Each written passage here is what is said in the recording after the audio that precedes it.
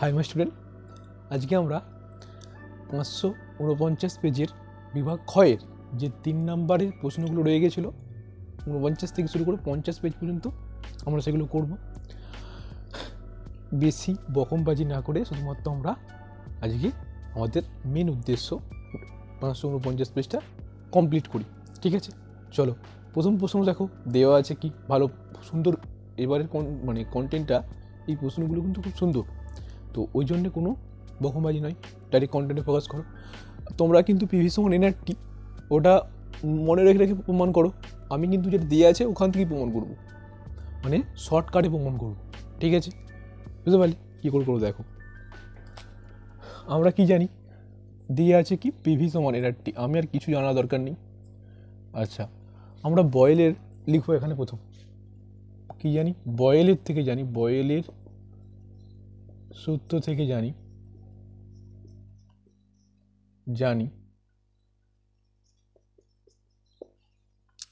Boil মানে কি বোঝায় দেখো তো।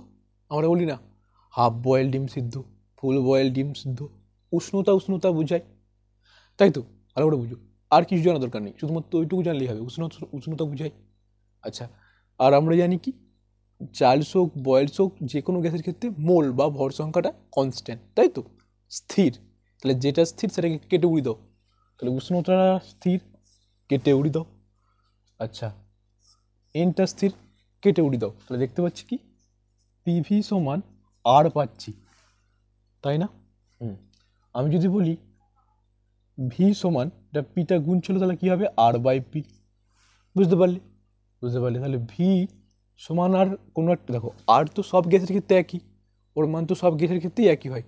8.314 joule kelvin inverse mole inverse, 0.0821 litre ATM kelvin inverse mole inverse, আর যদি ক্যালোরিতে বলি 1.987 calorie kelvin inverse mole inverse. এটা হচ্ছে লিটার এটিএমে ছিল 0.0821 litre ATM kelvin inverse mole inverse. ঠিক আছে, যাই হোক, তাহলে সমানটা আর যদি কোনো কনস্ট্যান্ট তুলতে যাই আমাকে কী আনতে হয়?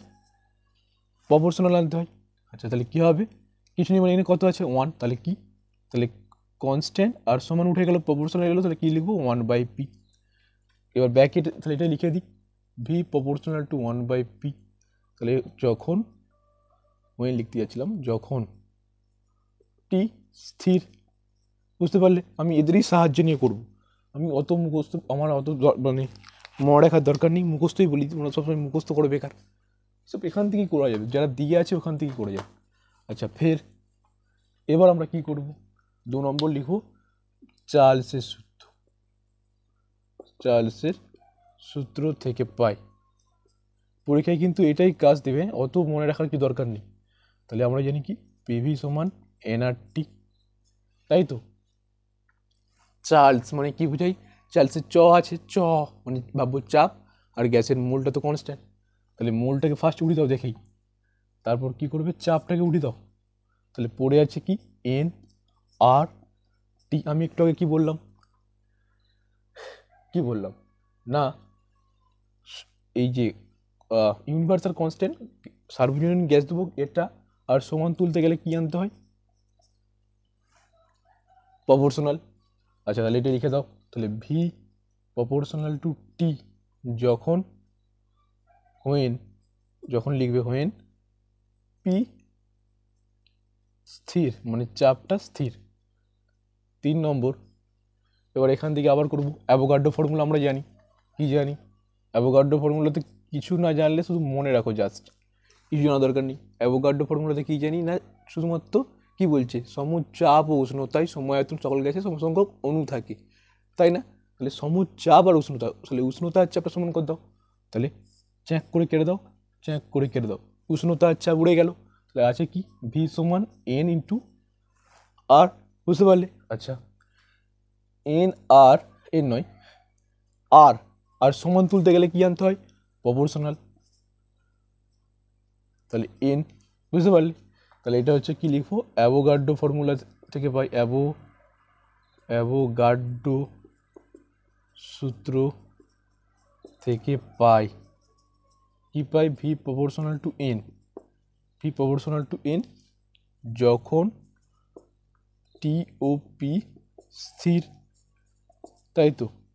এবার যদি তিনটেকে কম্বাইন করি, দেখো তো কম্বাইন করলে কি হবে, ভি আছে সব ক্ষেত্রে, ভি ভি ভি সব ভি লিখলাম, প্রপোর্শনাল আছে প্রপোর্শনাল লিখলাম, এক আছে, টি আছে উপরে, এক আছে নিচে কিছু নেই, মানে এক আছে, এটার নিচে এক আছে, ঠিক আছে, এক আছে টি আছে, গুণ করলে কি হয় টি, তার সঙ্গে এন, দেখো একের সঙ্গে টি গুণ করছি, আবার ফের এন গুণ করছি, তাহলে কি হচ্ছে এন টি, নিচে কিছু নেই সব এক আছে, হ্যাঁ একটা পি আছে, পি এর সঙ্গে এক গুণ করলে পি, তার সঙ্গে ফের এক যোগ মানে গুণ করলে পি, তাহলে নিচে কি হচ্ছে পি, বুঝতে পেরে গেলে। আচ্ছা পরের লাইনে লিখবে, বা দিয়ে পরের লাইনে লিখবে ভি, আমি বললাম যদি যদি প্রপোর্শনাল থাকে তাহলে সমান আনতে গেলে নিশ্চয়ই একটা কনস্ট্যান্ট আনতে হবে। আচ্ছা তাহলে দেখো কী কনস্ট্যান্ট আনতে হবে, এখানে দেওয়াই আছে আর, বললাম তাহলে n R T by P, এই তোমার সামনেও আর দিতে পারতে, কোনো সমস্যা নেই, আমি প্রথমেই দিয়ে দিলাম। এবার দেখো পিটা নিচে আছে, এবার সেলে গুণ হয়ে যাবে, তাহলে পিভি সমান, দেখো নিচে কিছু নেই মানে এক আছে, কোনো গুণ করো, পি এর সঙ্গে ভি গুণ করলে পিভি সমান এন আর টি, বুঝতে পারলে। আচ্ছা নেক্সট চলো, আমি শর্টকাটে শেখালাম কিন্তু। এবার 21 গ্রাম লোহিতপ্ত আয়রনের উপর দিয়ে স্টিম চালনা করলে কি পরিমাণ হাইড্রোজেন গ্যাস পাওয়া যাবে। আচ্ছা আগে প্রথমে রিয়াকশানটা লিখো, রিয়াকশানটা কি, লোহিতপ্ত আয়রন Fe প্লাস H2O, সেখান থেকে কি তৈরি হচ্ছে বলো তো, এটা মনে রাখতে হবে, ফেরোসোফেরিক অক্সাইড Fe3O4 আর H2, এটা মনে রাখবে। লোহিতপ্ত মানে কি জানো নিশ্চয়ই, লাল উত্তপ্ত লোহার উপর দিয়ে কী চালানো হচ্ছে, স্টিম জলীয় বাষ্প চালানো করলে কী হবে, Fe3O4 ফেরোসোফেরিক অক্সাইড। আচ্ছা ব্যালেন্স করতে হবে ফার্স্ট, দেখো তো ব্যালেন্স এখানে দেখতে পাচ্ছি আমি একটা আছে পাশে, কিন্তু এখানে দেখো তিনটে আছে, দেখো এরকম থাকা মানে তো নিচে আছে, নিচে থাকা মানে তিনটে এফি, এখানে কিছু নেই মানে একটা এফি, তাহলে আমি কিন্তু এখানে 3 দিতে পারি না, অনেকে এখানে মানে 3 দিয়ে দেয়, ভুল করে, তাহলে আমি কোথায় 3 দিতে পারি, আমি সামনে 3 দিতে পারি, তাহলে সামনে 3 দিলাম, দেখলাম ভজে গেছে। আচ্ছা দেখো তো এখানে হাইড্রোজেন দুটো ঠিক আছে, কিন্তু এখানে অক্সিজেন কটা, 4টে, এ পাশে 4টে আছে, তাহলে এই পাশেও আমার 4টে করতে হবে, তাহলে 4 দিয়ে যদি গুণ করে দিই 4টে ভজে গেছে, কিন্তু দেখতে পাচ্ছি এই পাশে আমার হাইড্রোজেন 8টা হয়ে গেছে, তাহলে এখানেও 4 দিয়ে গুণ করে দাও, 8টা হয়ে গেছে, বুঝতে পারলে। আমি একটা ভাবছি রাসায়নিক গণনার বিগত 10-12 বছরের প্রশ্নগুলো এনে দেবো একটা ভিডিওর মধ্যে, ওখান থেকে পেয়ে যাবে, বুঝতে পারলে, 100% পাবে। চলো এবার দেয়া আছে কত, এখানে দেয়া ছিল Fe56, ঠিক আছে। আচ্ছা ভালো করে বুঝো, এফি একটু ক্যালকুলেশনটা করি, তাহলে Fe যদি 56 হয়, Fe যদি অ্যাটমিক ওয়েট 56 হয়, কিন্তু কটা আছে Fe, 3টে, তাহলে 3 × 56।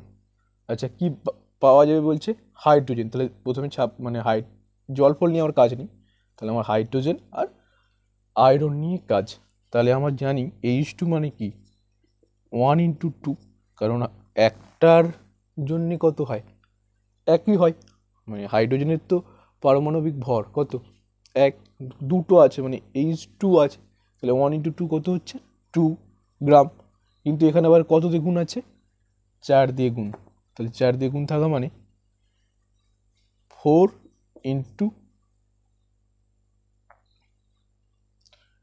2, মানে আমি কি বললাম, এই তো, তাহলে 1 × 2 সমান 2 গ্রাম, তাই তো, একটার জন্য একটাই হয়, কিন্তু দুটো আছে মানে 2 গ্রাম, বুঝতে পারলে, আমি ফের বললাম। এবার এখানে কি আছে, 4টে আছে, দেখো মানে একটার জন্য যদি 2 গ্রাম হয়, 4টের জন্যই কত হবে 2 × 4, তাহলে কত হচ্ছে 8 গ্রাম, তোমরা জানো নিশ্চয়ই। ধরো একটা চকলেটের দাম 2 টাকা, তাহলে 4টে দাম কত হবে 8 টাকাই তো হবে, তাহলে গুণ করে দাও জাস্ট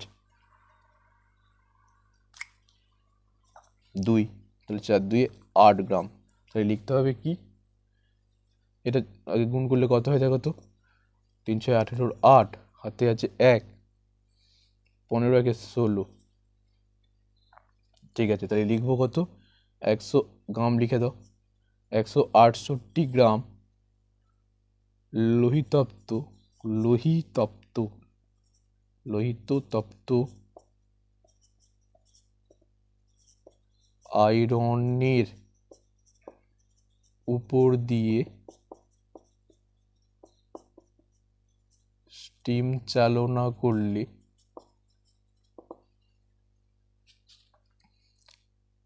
করলে 8 গ্রাম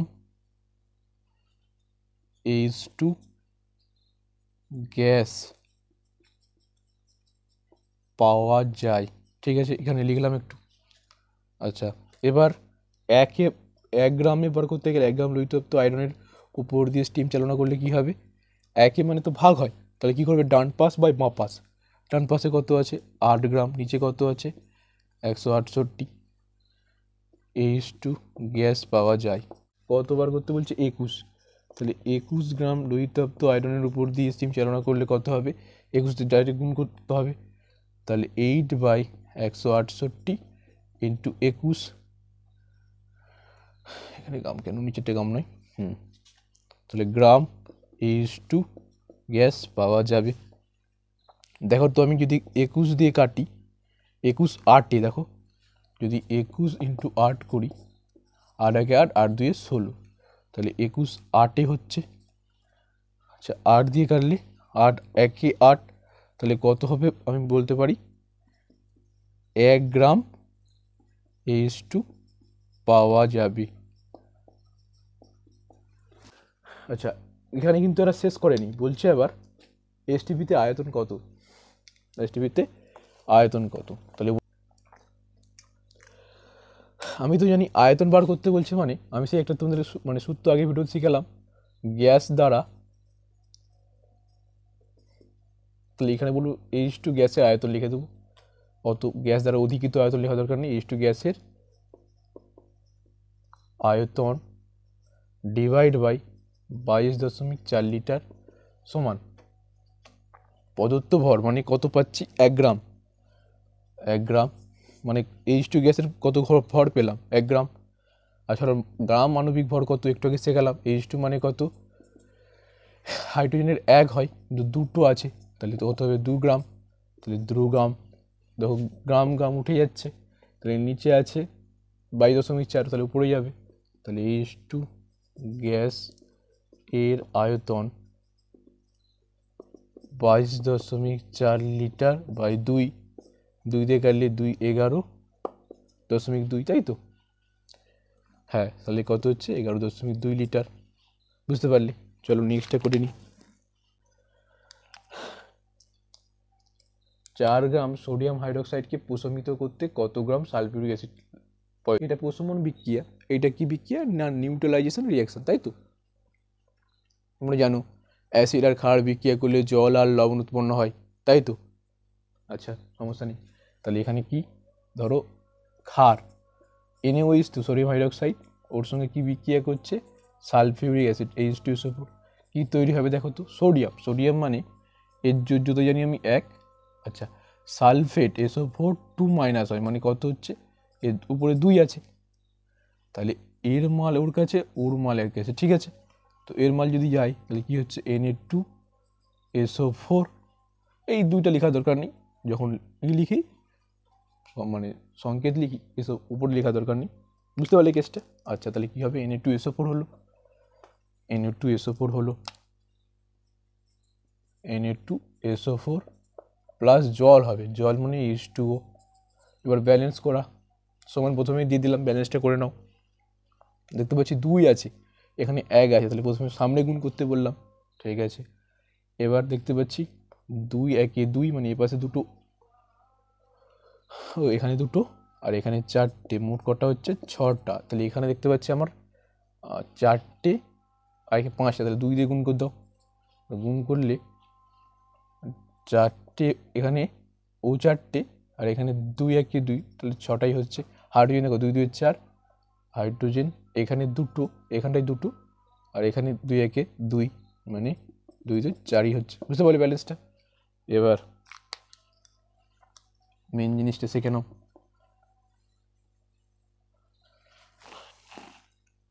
আচ্ছা কি ব্যাপার না, আমি NaOH এর আগে সংকেত ভর, কিন্তু এটা হচ্ছে আণবিক ভর নয়, তোমরা জানো যে তরল যৌগগুলোর ক্ষেত্রে আমাদের সংকেত ভর বার করতে হয়।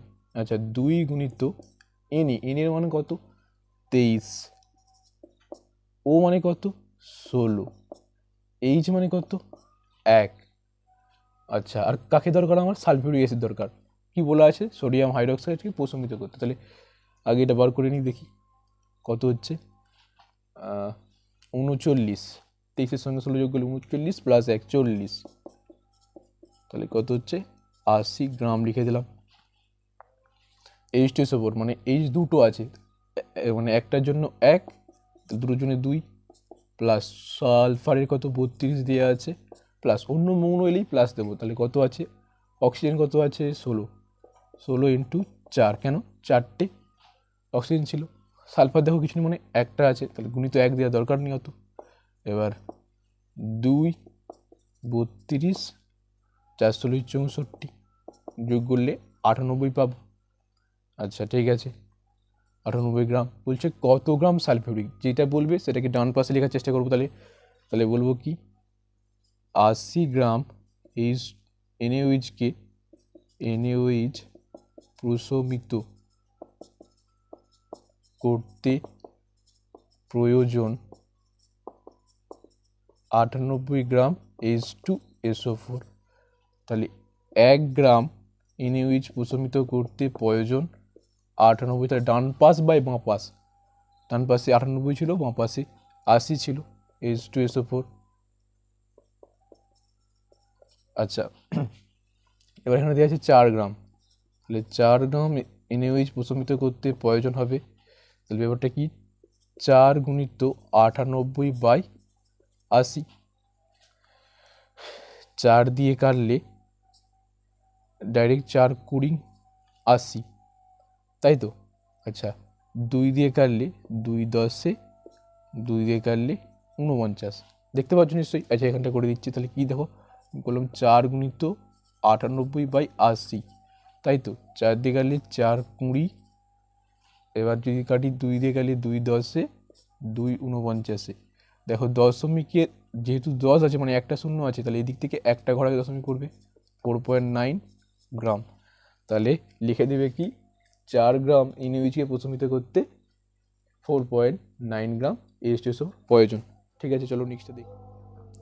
এবার আমরা তরলের আপাত প্রসারণ গুণাঙ্কের সংজ্ঞা দিতে বলছে, তরলের আয়তন প্রসারণ গুণাঙ্কের সংজ্ঞা দিতে বলছে। তরলের আপাত ও প্রকৃত প্রসারণ গুণাঙ্কের মধ্যে সম্পর্কটি লিখি। আচ্ছা, তোমাদের একটু বলে রাখি, তোমরা এসে সকলেই জানো কি জানো, ধরো একটা কন্টেনার মানে ধরো একটা ভলিউমেট্রিক ফ্লাক্স নিচ্ছি বড় মতন, তো নিচে একটা যে হিট দিচ্ছি, ঠিক আছে, হিট দিচ্ছি, গ্যাস পাইপের সঙ্গে কানেক্ট করা আছে, হিট দিচ্ছি। ধরো এতটা মতো জল ছিল, প্রত্যেকে জানো, একটুখানি বলে দিই। এবার ধরো যখন আমি প্রথমে হিট দিই, দেখবো ফার্স্ট লেভেলটা ডাউন হয়ে যায়, লেভেলটা কমে যায়, এই লেভেলটা এখানে চলে আসে। তারপরে যখন হিট দিই ফের বাড়ে, তাই তো। ব্যাপারটা কেন ঘটে না, তুমি যখন হিট দাও, যেই পাত্রটা তুমি নাও সে তো হিট নিয়ে প্রতিটা কঠিন পদার্থ, প্রতিটা কঠিন হোক, তরল হোক, গ্যাস হোক, আয়তন প্রসারণ ঘটে। প্রসারণ মানে কি বেড়ে যায়, হিট দিলে তাহলে ফাঁকা জায়গাটা বেড়ে গেল, মানে আয়তনটা বেড়ে গেল, ফট করে ঢুকে গেল। তাহলে কি হলো, ফার্স্ট পাত্রের প্রসারণ ঘটলো, তারপর কি হয়, তরলের প্রসারণ ঘটে। তাহলে তরলের প্রসারণ মানে কিন্তু পাত্রের প্রসারণ প্লাস জলটার মানে তরলটার প্রসারণ, তাই তো। যদি আমি পাত্রের প্রসারণটা যোগ্য দিই তাহলে কি হয়, ওটা প্রকৃত প্রসারণ। আর যদি মানে নেগলেক্ট করে দিই, বাদ দিয়ে দিই, তাহলে কি হয়, আপাত প্রসারণ। তোমরা জানো তরলের প্রকৃত প্রসারণ সমান তরলের প্রকৃত প্রসারণ গুণাঙ্ক সমান তরলের আপাত প্রসারণ গুণাঙ্ক প্লাস পাত্রের উপাদানের প্রসারণ গুণাঙ্ক, মানে পাত্রের উপাদানের আয়তন প্রসারণ গুণাঙ্ক। লিখবে কি প্রকৃত প্রসারণ গুণাঙ্ক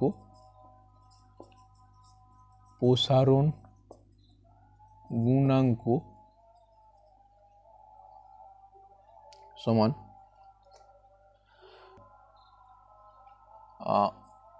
আপাত প্রসারণ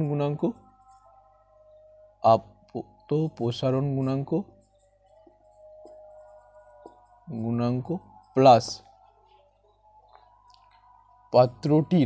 পাত্রের উপাদানের আয়তন প্রসারণ গুণাঙ্ক। আচ্ছা উপাদান লিখলাম কেন, ধরো এটা কাঁচের পাত্র বলে এ কত, মানে এই কাঁচের পাত্র, একে যদি হিট দিই, একে যদি একই হিট দিই, আর ধরো এরই মতো যদি আমি এটা কোনো স্টিলের পাত্র নিই, হিট দিলে ওরা একই রকম তো এক্সপান্ড হয় না, বুঝতে পারলে। আচ্ছা ওইটা হচ্ছে কি বললাম, উপাদানের আয়তন প্রসারণ গুণাঙ্ক, ঠিক আছে। এবার যদি বলে সংজ্ঞাটা দেবে, কোনটা সংজ্ঞা দিতে হবে, কি বলছে, তরলের আয়তন প্রসারণ গুণাঙ্কের সংজ্ঞা দাও। তো আমরা কি জানি যে আপাত প্রসারণ গুণাঙ্ক ও প্রকৃত প্রসারণ গুণাঙ্কের মধ্যে কোনটা তরলের নিজস্ব ধর্ম, জানি হচ্ছে আমি প্রকৃত প্রসারণ গুণাঙ্ক। প্রশ্ন তো এরকম হতে পারতো যে তরলের প্রকৃত প্রসারণ গুণাঙ্কের তরলের কোনটি নিজস্ব ধর্ম, তখন অপশান থাকতো প্রকৃত প্রসারণ গুণাঙ্ক, আপাত প্রসারণ গুণাঙ্ক, আরও দিত। তাহলে কোনটা হবে, মানে কোনটা হবে প্রকৃত প্রসারণ গুণাঙ্ক। এবার যদি সংজ্ঞাটা দেবো কোনটা, যদি তরলের বলছে, কিছু বলে দেয়নি, তরলের আয়তন প্রসারণ গুণাঙ্কের সংজ্ঞা দাও, তাহলে আমি দেবো নিশ্চয়ই প্রকৃতটাই দেবো। কী বলবো, প্রতি একক উষ্ণতা, ধরো 1 ডিগ্রি বাড়াচ্ছি সেলসিয়াস, প্রতি একক উষ্ণতা বৃদ্ধির জন্য কোনো তরলের প্রতি একক আয়তনে, ধরো 1 লিটারে ধরে নিচ্ছি,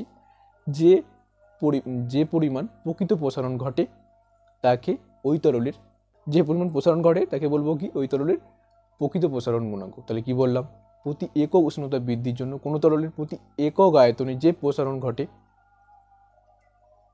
যে পরিমাণে প্রকৃত প্রসারণ ঘটে তাকে ওই তরলের প্রকৃত প্রসারণ গুণাঙ্ক বলে, ঠিক আছে। আচ্ছা এবার প্রশ্ন হচ্ছে, গোলীয় দর্পণের ক্ষেত্রে প্রমাণ করো F সমান R সমান 2F।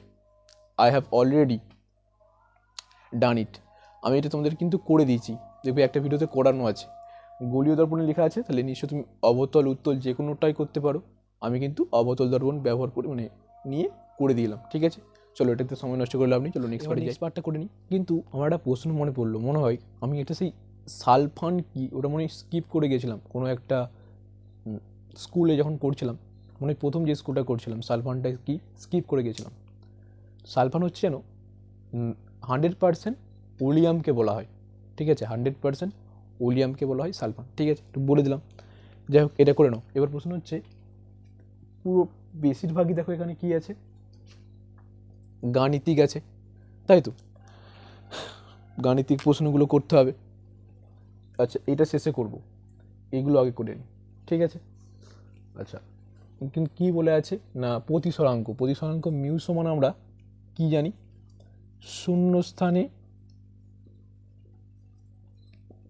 আলোর বেগ বাই ওই মাধ্যমে আলোর বেগ, শূন্য স্থানে আলোর বেগ কত জানি, কত 3 × 10⁸ মিটার পার সেকেন্ড, মানে মিটার সেকেন্ড ইনভার্স, মানে মিটার সেকেন্ড ইনভার্স। আচ্ছা এখানে কত দিয়ে আছে, 12 × 10⁸ মিটার পার সেকেন্ড। দেখো মিটার পার সেকেন্ড উঠে যাচ্ছে, 10⁸ উঠে যাচ্ছে, 1/4, তাহলে কত পাচ্ছি 1/4, বুঝতে পারলে। তাহলে 1/4 মানে কত, 0.25। দেখো একই যদি 4 দিয়ে ভাগ করি হয়নি, তাহলে 0 4 0, তাহলে এবার কত হচ্ছে 1, দশমিক মারলে 10, 4 2 8, 2 পাচ্ছি, দশমিক মারলে 0 4 5 20, তাহলে বুঝতে পারলে কত হচ্ছে 0.25, ক্লিয়ার। আচ্ছা নেক্সট কি বলা আছে, একটি সমবাহু ত্রিভুজ আকৃতি প্রিজমের একটি তলে একটি রশ্মি কত ডিগ্রি কোণে, 30 ডিগ্রি কোণে আপতিত হয়ে অন্য তলে 40 ডিগ্রি কোণে নির্গত হলো রশ্মি। আচ্ছা রশ্মির চ্যুতির মান, তাহলে চ্যুতি মানে ডেল্টা সমান আমরা জানি কি, I1 + I2 - R1 + R2, তাহলে আমরা I1 + I2, আর এখানে কি R1 + R2 কে তো আমরা এ জানি প্রিজমের কোণ। আচ্ছা দেখো তো I1 মানে কোনটা, যে কোণে আপতিত হয়েছে, কত কোণে, 30 ডিগ্রি কোণে আপতিত হয়েছে। আচ্ছা নির্গত হয়েছে কত কোণে, 40 ডিগ্রি কোণে নির্গত হয়েছে, সুন্দর। এবার বলো সমবাহু ত্রিভুজ আকৃতি মানে কি, সমবাহু ত্রিভুজের অ্যাঙ্গেলগুলো কত করে হয়, 60 ডিগ্রি হয়। তাহলে যে প্রিজমের কোণটা, প্রিজমটা যদি ভালো করে আঁকি,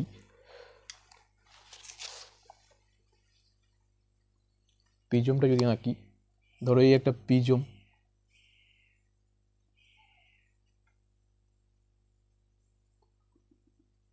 ধরো প্রিজম ধরলে মোটামুটি ধরো প্রিজম এটা, তাহলে প্রিজমের সম্ভব মানে কি এই কোণটা কত হবে, 60 ডিগ্রি করে হবে, তাহলে প্রিজমের কোণ 60 ডিগ্রি। ঠিক আছে, 40-এর সঙ্গে 60 যোগ করলে 70 মাইনাস 60 ডিগ্রি সমান 10 ডিগ্রি। বুঝতে পারলে ব্যাপারটা? এটা একটু পরে করি। প্রবাহের তাপীয় ফলকে ব্যবহার করে করে এমন দুটি যন্ত্রের নাম লেখো যা আমরা দৈনন্দিন জীবনে ব্যবহার করি। আচ্ছা, বৈদ্যুতিক, হিটার, ইস্ত্রি, এইগুলো, তাই তো? বৈদ্যুতিক, হিটার, ইস্ত্রি না স্ত্রী, ইস্ত্রি, তাই তো, ইস্ত্রি। আচ্ছা, আর কি রোধাঙ্কের এসআই একক কি জানি আমরা? রোধাঙ্কের আচ্ছা রোধের নয়, রোধাঙ্কের বলছে। আচ্ছা, কোনো সমস্যা নেই, রোধাঙ্কের এসআই এককটা করে দিচ্ছি আমি। আচ্ছা, কি জানি আমরা? এখানটা করছি ফার্স্ট। আমরা জানি কি সমান আর সমান রো এল বাই এ, জানি তো? আচ্ছা, তাহলে এখানে কিছু নেই, মানে এক আছে, কোনাকুনি গুণ করো, তাহলে হচ্ছে কী হবে, rho into L, rho into L সমান আর ইন্টু এ, এলটা গুণ আছে, তাহলে রো সমান কত হবে, আর ই বাই এল। রোটাই হচ্ছে রোধাঙ্ক, আমরা আর এর একক মানে রোধের একক কী জানি, ওহম। আমি যদি এসআই মানে ক্ষেত্রফলের একক কী জানি, প্রস্থচ্ছেদের ক্ষেত্রফল মানে মিটার স্কোয়ার। আচ্ছা, এল মানে লেন্থ, দৈর্ঘ্য একক কী জানি, মিটার। দেখো কেটে যাচ্ছে না, শুধু একটা মিটার পড়ে আছে। মিটার স্কোয়ার মানে তো 2 মিটার, মিটার স্কোয়ার মানে 2 মিটার, তাহলে 1 মিটার পড়ে গেল, মানে কেটে গেলে একটা শুধুমাত্র পড়ে আছে 1 মিটার। তাহলে বুঝতে পারলে? বেশি বকমবাজি না করে শুধু পড়ার দিকে ফোকাস করো, তাহলে হচ্ছে কি, ঠিক আছে, তাহলে কি হচ্ছে, ওহম মিটার। এবার কি বলা আছে তারপরে প্রশ্নটা, খুব সোজা প্রশ্ন একটা, কি 5 ওহম অভ্যন্তরীণ রোধ ও 2 ভোল্ট তড়িৎচালক বল বিশিষ্ট একটি তড়িৎ কোষকে 15 ওহম রোধের সঙ্গে যুক্ত করা হলো, কোষটির প্রান্তদ্বয়ের বিভব পাবে। আচ্ছা, আমরা কি জানি, আই সমান ই বাই আর প্লাস আর, জানি তো? এটা তো আমরা জানি। ইটা কি তড়িৎচালক বল, কত দিয়ে আছে তড়িৎচালক বল, 2 ভোল্ট। আচ্ছা, বড় আরটা কত দিয়ে আছে, মানে রোধটা কত, 15 ওহম। আচ্ছা, কচি আরটা কত দিয়ে আছে, কচি আরটা অভ্যন্তরীণ রোধ মানে আর ছোটটা 5 ওহম। তাহলে 2 ভোল্ট বাই 5 যোগ করলে কত হয় গো, 20। আচ্ছা, এবার প্রশ্ন হচ্ছে 10, তাহলে 1/10 মানে 1/10 ভোল্ট, 2 একে 2 আর 2 10। এবার প্রশ্ন হচ্ছে কি, এদিক দিয়ে একটা ঘর আগে মানে 0.1 অ্যাম্পিয়ার, বাকি ওটা লিখতে পারি, সমস্যা নেই। ভোল্ট পার ওহম মানে কি, অ্যাম্পিয়ারই তো হয়। এবার দেখো এটা পেলাম আমি, আর আমরা জানি কি, আচ্ছা আমরা জানি ই সমান ভি প্লাস আই আর, এটা জানি। আচ্ছা, এখান থেকে কী বার করতে হবে, ভি এর মান বার করতে হবে, ভি এর মান। তাহলে আমি লিখছি ভি প্লাস আই আর সমান ই, ভি সমান ই মাইনাস আই আর। আচ্ছা, ই মানে কত, তড়িৎচালক বল কত দিয়ে আছে দেখো তো, 2 ভোল্ট। আই মানে কত পেলাম আমি, আইটা কত পেলাম, 1/10 অ্যাম্পিয়ার অবশ্য। আচ্ছা, শেষে একোটা বসিয়ে দেবো না, বা বসাতে পারো, সমস্যা নেই। এবার কত পাচ্ছি, অ্যাম্পিয়ার ইন্টু আর এর মান কত, আর এর মান ছোটো আরটা তো, ছোটো আরটা কত, 5। আচ্ছা, তাহলে 2 দিয়ে কাটা যাবে, তাহলে 1/2 হচ্ছে 2 ভোল্ট। আচ্ছা, এবার প্রশ্ন হচ্ছে অ্যাম্পিয়ার ইন্টু ওহম, তাহলে অ্যাম্পিয়ার আমরা কি দেখলাম, এটা দেখলাম ভোল্ট বাই ওহম সমান অ্যাম্পিয়ার। আচ্ছা, এখানে কি বলা আছে, তাহলে নিশ্চয়ই এইটা কিছু মানে নিচে এক আছে, কোনাকুনি গুণ করো, তাহলে ভোল্ট সমান অ্যাম্পিয়ার ইন্টু ওহম। এই সব প্রশ্নগুলো আসতে পারে, ঠিক আছে, ড্যাশ পূরণ দিয়ে বলে দেবে। এবার প্রশ্ন হচ্ছে তাহলে কত বসাবো, অ্যাম্পিয়ার আর ওহমের জায়গায় আগে ফার্স্ট বসে নিই, এখানে 1/2 অ্যাম্পিয়ার ওহম মানে ভোল্ট। আচ্ছা, 2 থেকে হাফ বাদ মানে 1.5 হচ্ছে, তাও দেখো নিচে কিছু নেই, মানে 1 আছে, 1 আর 2 লসাগু 2, কোনাকুনি গুণ করো। আচ্ছা এখানটায় করি, 1 আর 2 লসাগু 2, কোনাকুনি গুণ করলে 2 দিয়ে 4, 1 একে গুণ করলে 1 ভোল্ট, তাহলে 3/2 ভোল্ট, 3/2 মানে 1.5 ভোল্ট। দেখি ভোল্ট, ওহম নয়, ভোল্ট। এবার এই প্রশ্নটা দেখে নাও কী বলছে না, ক্যাথোড রশ্মি ও এক্স রশ্মির একটি করে ধর্ম ব্যবহার লেখো।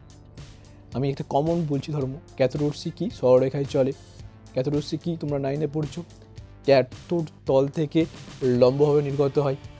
আবার কি না, ক্ষুদ্র ক্ষুদ্র ভর বিশিষ্ট কণা সমবায়ে গঠিত। 3টে বলে দিলাম। ব্যবহার কি? টিভি এর পিকচার টিউবে ব্যবহার করা হয় বললাম। অপরপক্ষে এক্স রশ্মির ধর্মগুলো কী কী? ওটাও সরলরেখায় চলে, তড়িৎচুম্বকীয় তরঙ্গ একটি, আর একটা ফটোগ্রাফিক প্লেটের উপর ক্রিয়া করে। আর যদি বলো ওর বেগটা 3 × 10⁸ মিটার পার সেকেন্ড অথবা 3 × 10⁻10 মিটার সেমি পার সেকেন্ড, মানে লাইটের যা বেগ সেটাই ওর বেগ এক্স রশ্মি। ব্যবহার কি না, রেডিওগ্রাফিতে ব্যবহার করা হয়। কোথাও হাড় ভেঙে গেলে সেটা নির্ণয় করতে। অ্যাকচুয়ালি আমাদের মাংসপেশি ভেদ করে যায় এক্স রশ্মি, কিন্তু হাড় এবং এফিপিবি মানে আয়রন ও লেডের মধ্যে দিয়ে যেতে পারে না, তার জন্য অবস্থা নির্ণয় করতে পারি। আর কি আমাদের বৈজ্ঞানিক ক্ষেত্রেও ব্যবহার করা হয়। কীভাবে? কোনো বৈজ্ঞানিক যন্ত্রপাতি মানে ক্লাসের ক্লাস মানে ক্রিস্টাল, ধরো সেই ফটকি টাইপের যে ক্রিস্টাল দেখতে সুন্দর হয় না, ক্রিস্টাল, ও ক্রিস্টালগুলোর ক্ষেত্রে ব্যবহার করা হয় এক্স রশ্মি। ঠিক আছে।